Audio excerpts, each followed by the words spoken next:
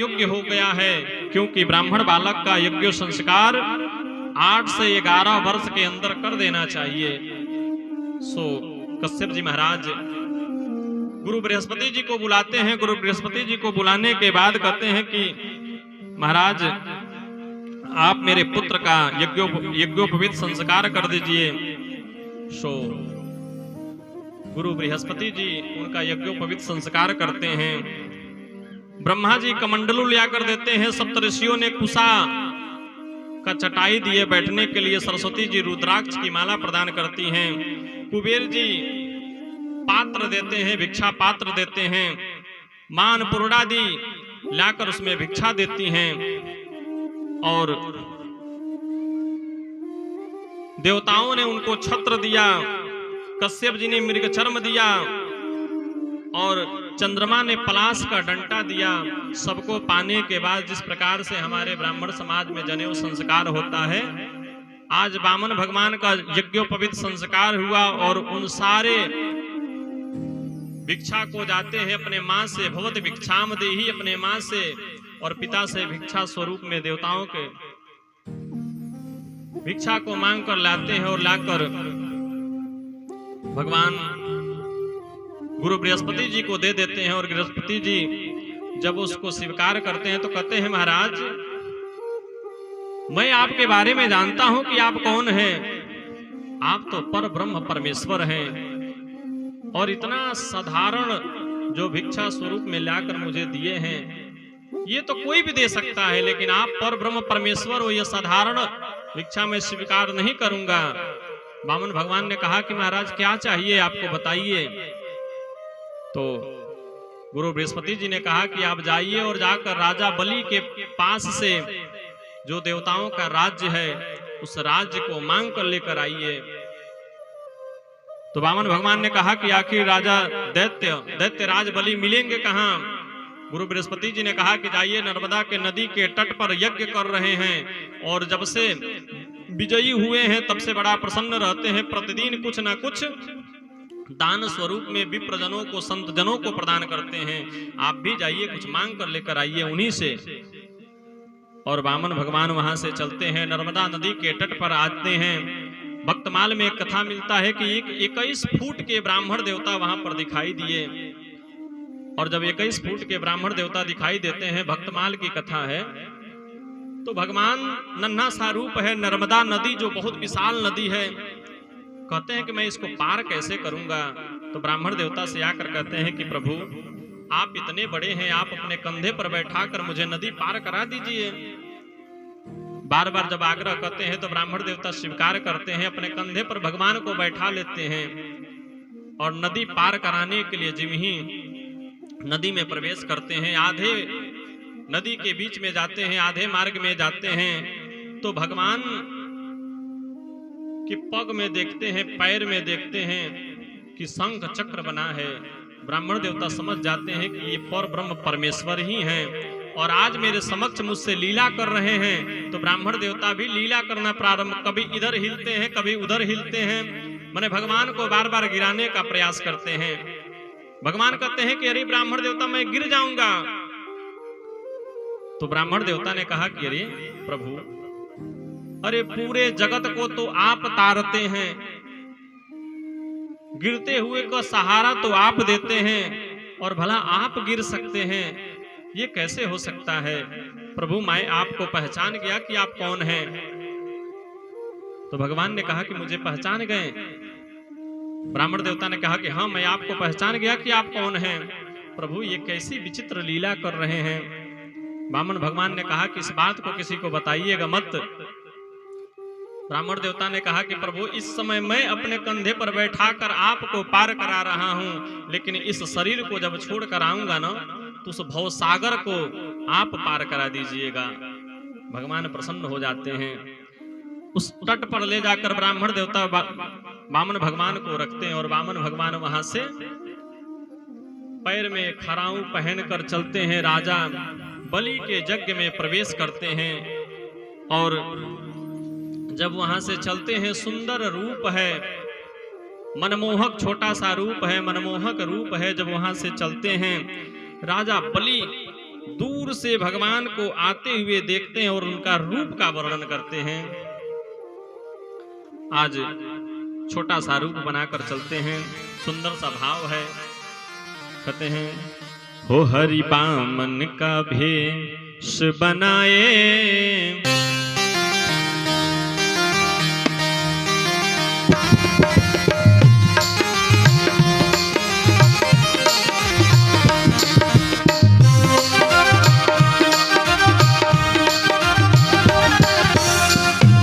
बोले बामन भगवान की। हरि बामन का भेष बनाए, बलि राजा को छलने आए। हरि बामन का भेष बनाए, बलि राजा को छलने आए। हरि बामन का भेष बनाए, बलि राजा को छलने आए। हरि बामन का भेष बनाए, बलि राजा को छलने आए। बोले बामन भगवान की।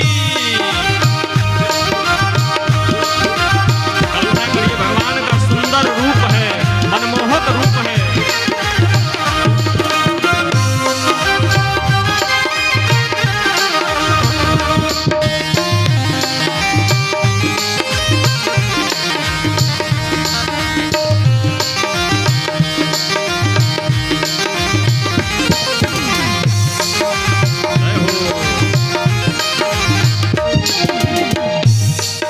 भगवान को जब देखते हैं अपने यज्ञ में आते हुए, छोटा रूप है, नन्हा सा रूप है, छोटे छोटे हाथ हैं, छोटे छोटे पांव हैं।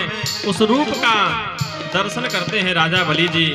कहते हैं हो इनके नन्हे नन्हे हाथ, इनके नन्हे नन्हे पांव, इनके नन्हे नन्हे हाथ, इनके नन्हे नन्हे पांव। उनके नन्हे नन्हे हाथ, इनके नन्हे नन्हे पांव। इनके नन्हे नन्हे हाथ, इनके नन्हे नन्हे पांव। मृग छाला बगल में दबाए, मृग छाला बगल में दबाए, बलि राजा को छलने आए। हरि बामन का भेष बनाए, बलि राजा को छलने आए। बामन भगवान की। हम लोग मीठी मीठी तालियां बजाते हुए भगवान के उस रूप का दर्शन करेंगे।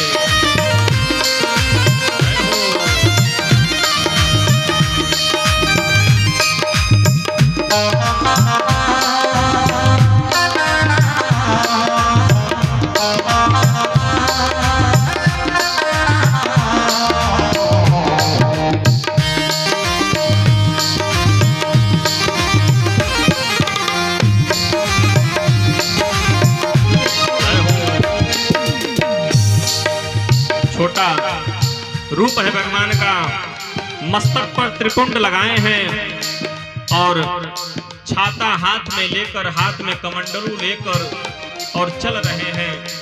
भगवान के उस रूप को देखकर इतने मनमोहक हो गए हैं राजा बलि जी। उस रूप का दर्शन करते हैं। भक्त कहते हैं ओ माथे तिलक सोहे, सर को शोभित करे, माथे तिलक सोहे, सर को शोभित करे। माथे तिलक सोहे, सर पे चोटी सोहे, माथे तिलक सोहे, सर पे चोटी सोहे। हाथों में कमंडल डुलाए, हाथों में कमंडल डुलाए, बलि राजा को छलने आए। हरि बामन का भेष बनाए, बलि राजा को छलने आए।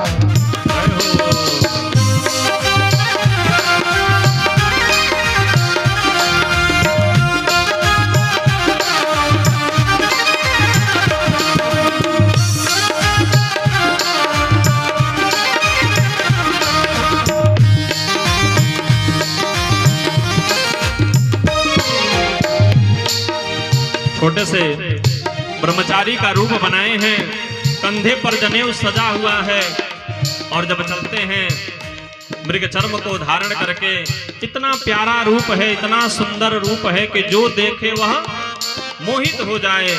उस सुंदर रूप को देखकर साधक कहता है, कांधे जनेऊ सोहे तन को शोभित करे, कांधे जनेऊ सोहे तन को शोभित करे, कांधे जनेऊ सोहे तन को शोभित करे, कांधे जनेऊ सोहे तन को शोभित करे, चरणों में खराऊं सोहाए, चरणों में खराऊं सोहाए, बलि राजा को चलने आए, हरि बात का भेष बनाए, बलि राजा को चलने आए।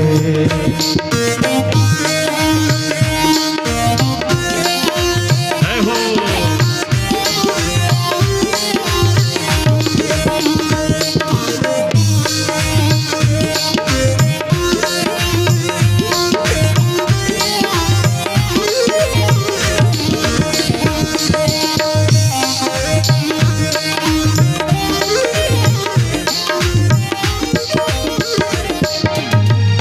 झोली में पड़ी उसमें माला पड़ी, झोली में धरी उसमें माला सजी, हाथों में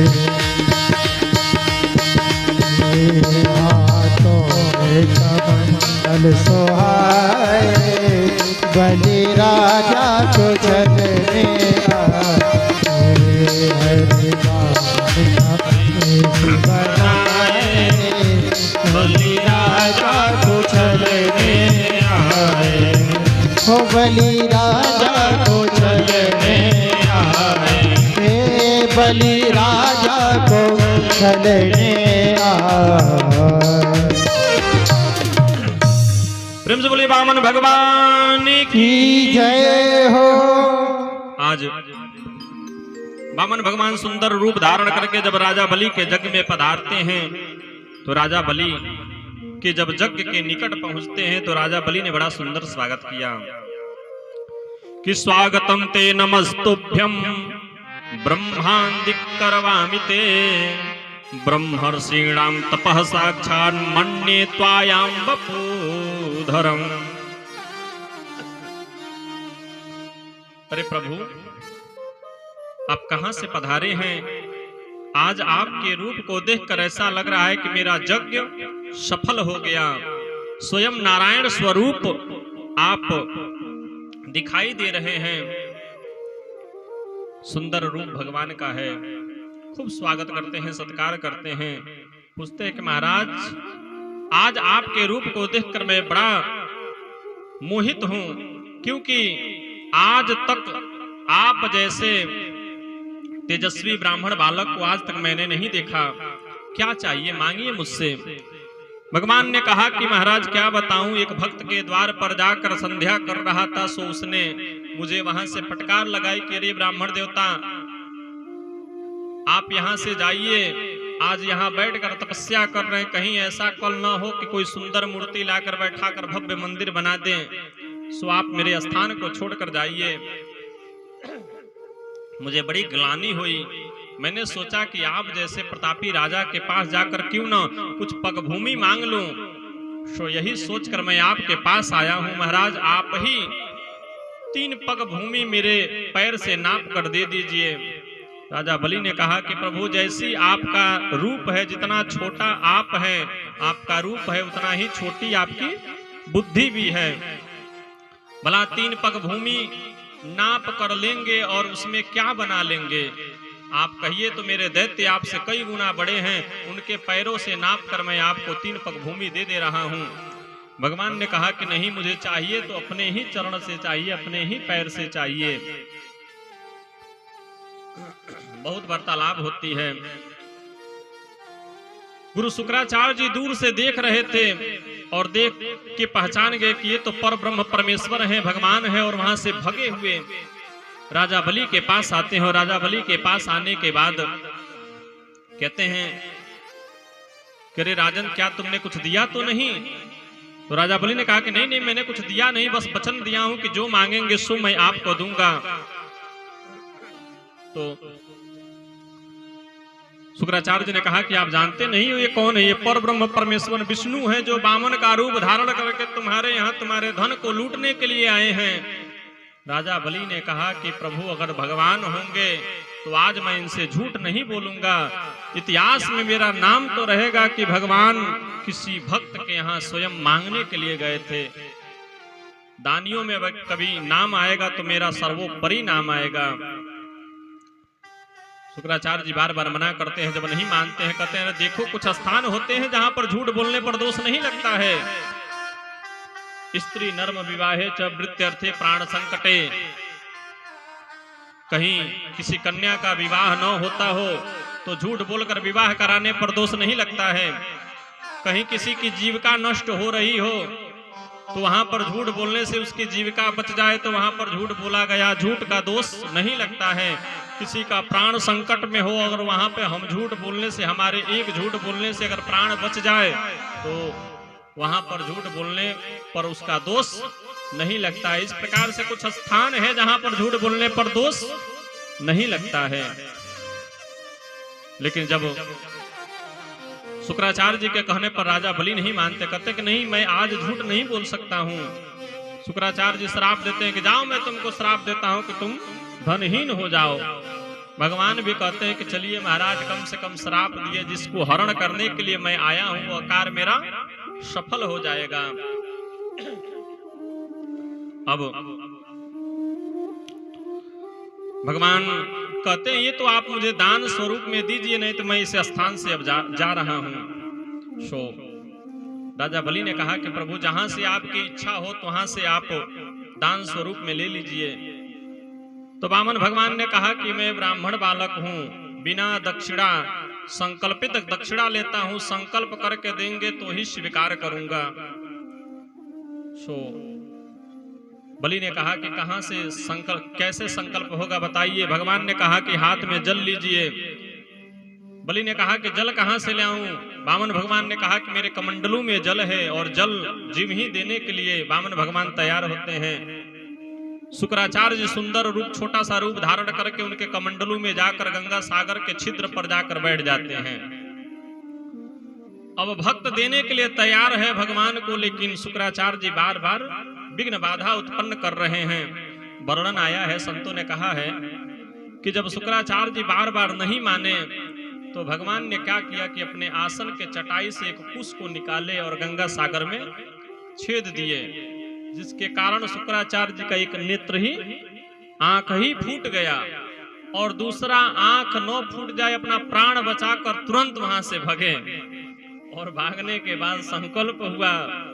संकल्प करके जब राजा बलि जी देते हैं, आज भगवान आए थे तो छोटा सा रूप धारण करके आए थे, और जब लेने की बारी आई संकल्प करके लिए तो भगवान वहां पर विकराल रूप धारण कर लेते हैं।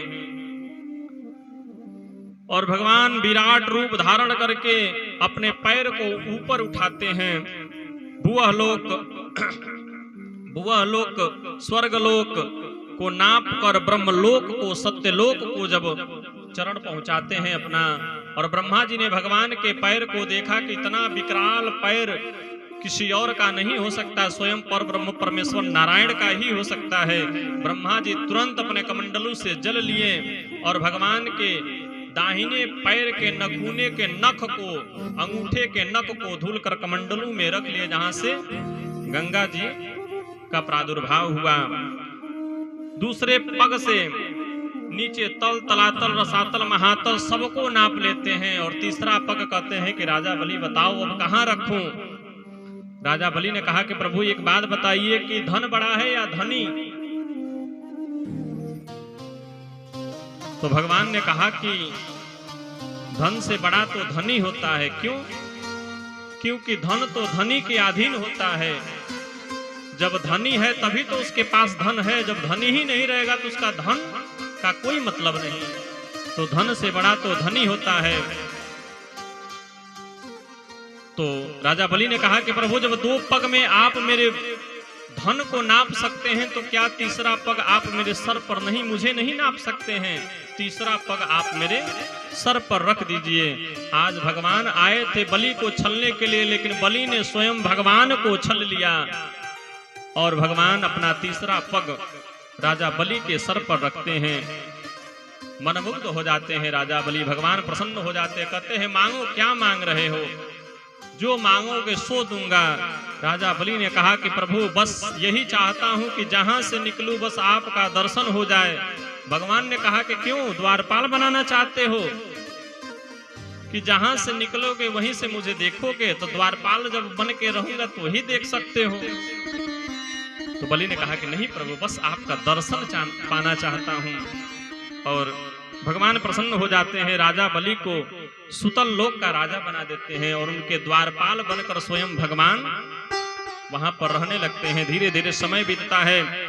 लक्ष्मी जी जब भगवान नारायण को नहीं पाती हैं तो ढूंढने लगते हैं कि भगवान मेरे गए कहाँ।